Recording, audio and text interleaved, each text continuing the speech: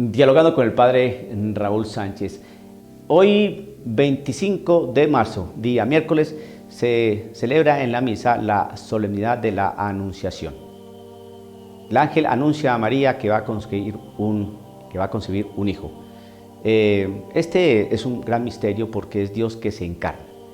Y ese anuncio, pues prácticamente es la concretización de algo que se dijo años antes por parte del profeta Isaías. Una doncella quedará embarazada y va a dar a luz a un hijo que le pondrán por nombre Emmanuel.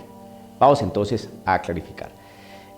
Cuando en un mundo tan científico, tan materialista, tan moderno, que le da explicación a todo, ¿no? Porque la ciencia nos aporta los datos serios, entonces no debemos pues, pensar en cosas que fastidien un poco a la mente y que en realidades religiosas pues nos hablen de ángeles y anuncios y concepciones virginales y profecías que se dijeron desde años atrás y que posteriormente se cumplieron porque los oráculos de Dios, pues todo ese tipo de cosas quedan en un aspecto bastante magístico, mistérico, irreal, mitológico, de fábula, porque el hombre de hoy es un hombre que se mueve a través de los aspectos que le digan algo, ¿no? Concreto, la ciencia.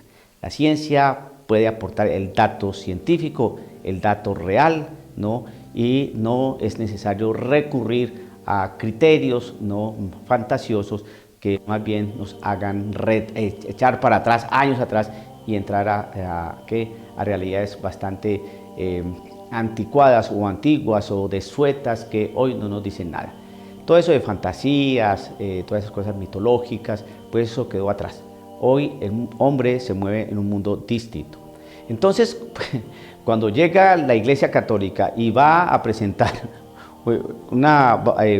que va a celebrar una fiesta de estas, una solemnidad de estas, como la Anunciación, el ángel que le anuncia a María que va a concebir un hijo, un ángel.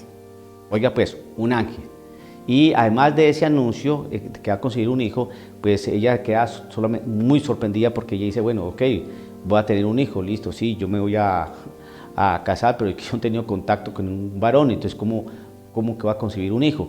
¿Qué significa eso? Que una mujer que se va a casar, pues si le dicen va a quedar embarazada, pues ya no se va a alarmar. ¿Por qué? Pues porque se presume que una mujer que se casa pues, va a tener hijos, ¿no? Entonces el ángel le anuncia, vas a tener un hijo. Ella iba a tener intimidad con José. Entonces, ¿por qué se alarmó?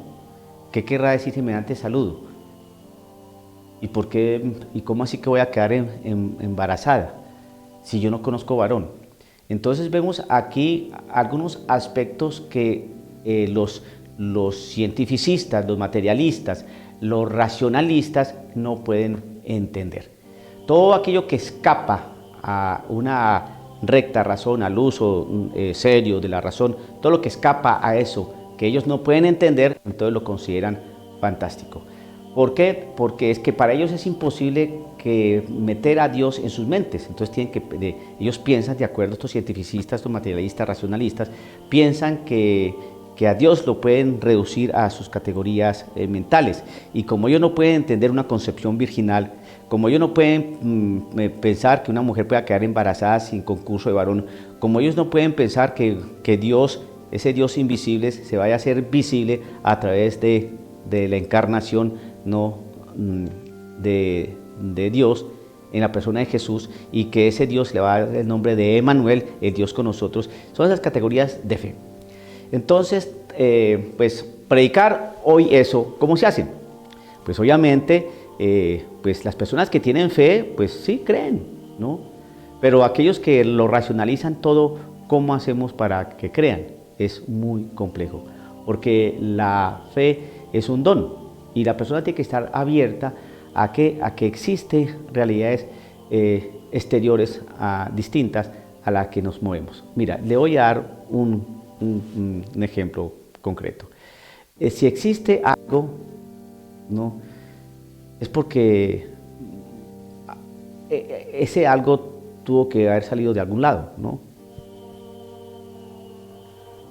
Porque las cosas no salen porque sí. Y si existe algo es porque tuvo que haber algo primero. Porque de la nada no sale nada. Entonces ese algo primero es lo que se llama Dios. Aquí yo no estoy hablando del Dios cristiano, del Dios musulmán, no, estoy hablando de la realidad que genera las cosas, Dios. Entonces cuando uno piensa, si vamos a pensar con categorías científicas, pues racionales, pues de la nada no sale nada. Pero si existe algo, es porque existe una realidad anterior a ese algo. Y esa realidad anterior a ese algo es lo que se llama Dios. Por lo tanto, es momento de empezar a mirar que estas cosas tienen sentido. Cuando nos hablan, sí, que el Big Bang, la gran explosión, esa teoría que ya pues está replanteada y aceptada por todos los científicos, ¿no? Y que la ciencia y que la iglesia toma pues ese dato y lo propone dentro de su misma enseñanza para dar explicación a muchas cosas, si alguien quiere pues ahondar en la realidad de lo que nos narra el libro del Génesis. Pero una cosa sí es bien clara, si existe ese Big Bang, si existió ese Big Bang, esa gran explosión de una masa súper condensada, llena de energía nuclear y que hizo boom, entonces digo, sí, hizo boom, pero se pregunta uno, ¿y quién puso esa masa condensada nuclear y que hizo boom? Eso no apareció así porque sí. Entonces, pues si esa masa condensada, esa materia que hizo boom, pues alguien la tuvo que haber creado o puesto allí. Eso es lo que nosotros llamamos Dios. Pues si Dios es capaz de hacer todo eso, ¿por qué no es capaz de hacer posible que una mujer dé a luz un hijo sin tener participación o concurso de varón? Esa fue la señal que dio el profeta Isaías en su capítulo 7 del verso 10 al 14. ¿Qué dice? Pues bien, el Señor mismo va a daros una señal. He aquí que una doncella está encinta y va a dar a luz un hijo y le pondrá por nombre Emmanuel. ¿Cuál es la señal? Una doncella está encinta. Doncella o virgen. Otras traducciones dicen mujer joven, pero la más acertada es una virgen o doncella. Pues la señal es que una doncella no puede quedar embarazada, porque si no deja de ser doncella. La señal es esa, que una virgen está encinta. Pero si está encinta ya dejó de ser virgen. Pero él dice, una virgen está encinta. Esa es la señal. Es algo distinto. La señal es algo que nos está indicando algo diferente de lo común. Si usted va por la carretera y la carretera es plana, pues ahí va. Pero si ve una señal con una flecha que le está indicando que hay que voltear a la derecha, pues eso es algo distinto del camino que usted va llevando. Es una señal que le está indicando algo. Pues esa señal está indicando algo, ¿no? ¿Cuál es una señal? La señal es pues algo distinto a lo cotidiano, es algo distinto de lo que estamos acostumbrados. Esa fue la señal que dio Dios, ¿no?, al pueblo de Israel, ¿no? Una virgen concebirá a un hijo. ¿Cuál es la señal? Que una virgen va a estar embarazada. Esa es la señal, algo distinto a lo cotidiano. Y que le pondrán por nombre Emmanuel, que significa Dios con nosotros. Pues muy bien, pasando los años, esa señal se dio. Una mujer, sin participación de varón, quedó encinta. Tuvo a Jesús, que es el Dios con nosotros.